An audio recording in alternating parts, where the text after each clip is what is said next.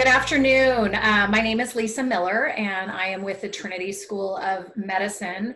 And we thought it would be very important for you to hear, especially during these times right now, during COVID-19, for you to hear from one of our alumni. We're going to ask her some questions about her experience at Trinity, but we're going to finish up and ask her what it's like to be on the front lines as a healthcare provider.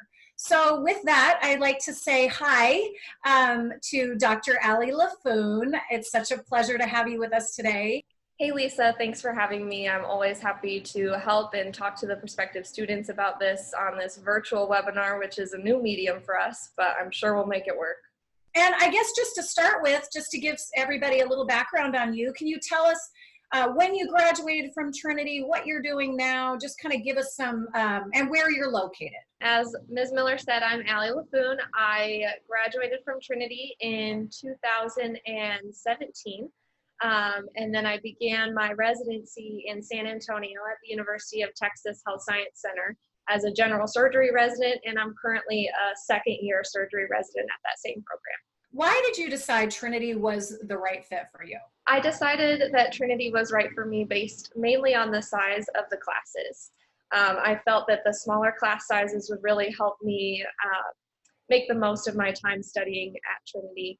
I also felt that the professors there would know me and be able to hold me more accountable, in addition to being able to really learn and understand the way that I learn and help me and teach me in that same fashion. And I felt that that was really important for my medical school career. Additionally, I had always wanted to travel, and I thought the add-on benefit of the third world medicine and really getting into the hospital right away would be very beneficial as well, just to make sure that everything I learned was always coming back to the patient, because that's why we all get into this. How supported did you feel? Not just academically, but otherwise, as you made that transition from, undergrad to Med 1, and going through the program. Tell me what the support was like. The support was unbelievable. And honestly, in the beginning, I took it a little bit for granted. The staff at Trinity, from the minute that my application was accepted, honestly, from the minute I was offered an interview, I felt supported through the entire process. Any questions that I had were answered swiftly and with kindness, and any difficulty that I ever ran into was completely handled by the staff. Additionally to all of that support staff being amazing, I think that the professors were also very supportive. I felt that I could go into their office at any time and ask a question about any subject, even if it was something that they maybe weren't as comfortable with. They knew that they could help me, and they would do what they could to help me in that time. Okay, great. So on that front, tell me, what was the transition like? Moving from the States to St. Vincent, what was that like? So I was coming from Iowa, which anyone who's from the Midwest knows that we're just slightly landlocked. Right. And so going to a place where I had grown up my whole life in the Midwest, going to a new country for the second time in my life, and to a country that was, I think it's 13 square miles at most, was crazy. My entire family thought I was crazy. My now husband thought I was crazy. Everyone thought I was crazy. But I knew that it was in pursuit of the thing that I wanted to do my entire life. And I knew that if I put in the dedication, I knew I would have the support from the support staff and from the professors, that I would get to where I wanted to go. And ultimately, I did. But it was quite a transition. It's very small. It is beautiful. I was terrified I would not get any studying done, but I did.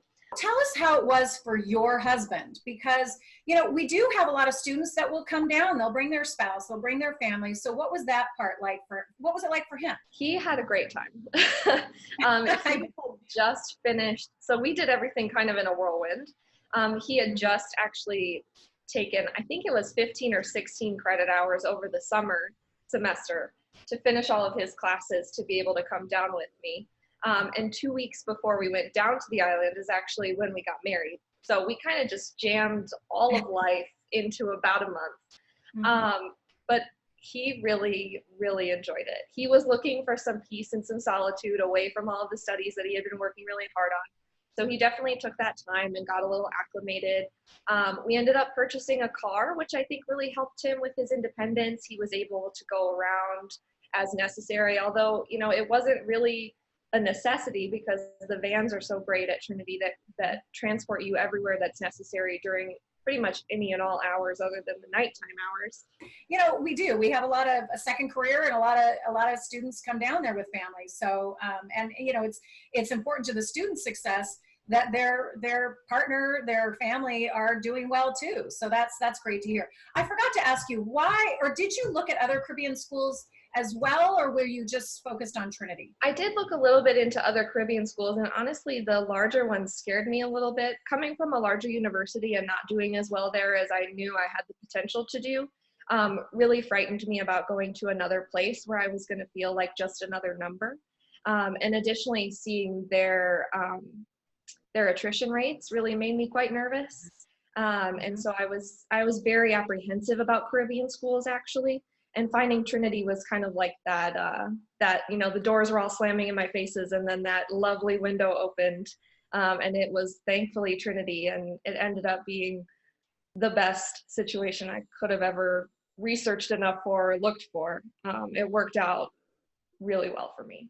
That's so great. Let's talk about rotations a little bit. So did it make a difference for you to be in one location, first of all, for your rotations, that we set them up for you, that you did not have gaps between rotations, and that your rotations were guaranteed? Did that make a difference for you? And if it did, how?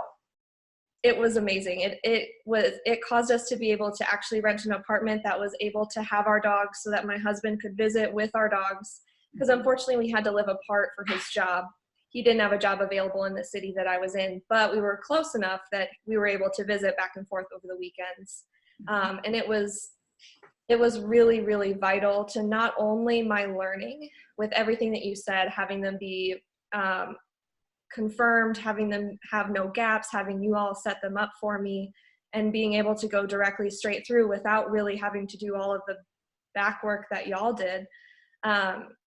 Was amazing. And it really made not only my medical education better and easier in a sense, but it made my life as a personal human being that we can't forget that we all are, easier and better in more ways than I can even tell you. How did you feel in terms of preparation for the rotations? After you completed your basic sciences, were you prepared? Did you feel prepared?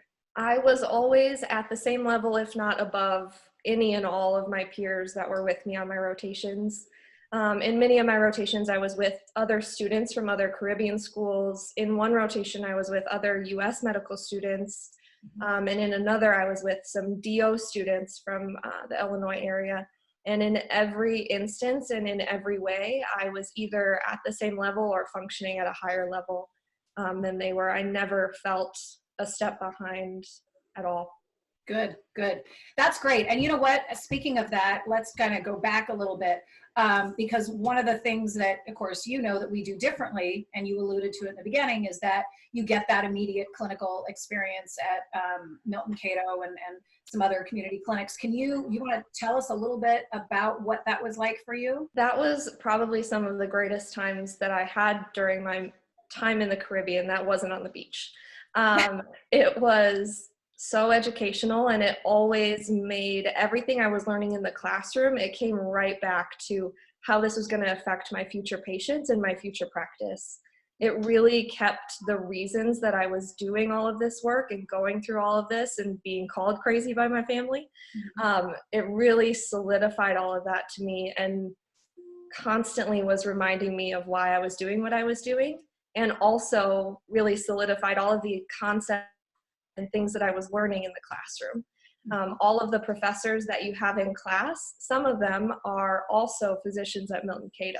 So there was a really good continuity between the classroom, what you were learning, and then what you were doing in the clinical setting. Okay, great. How about when it came to your residency applications?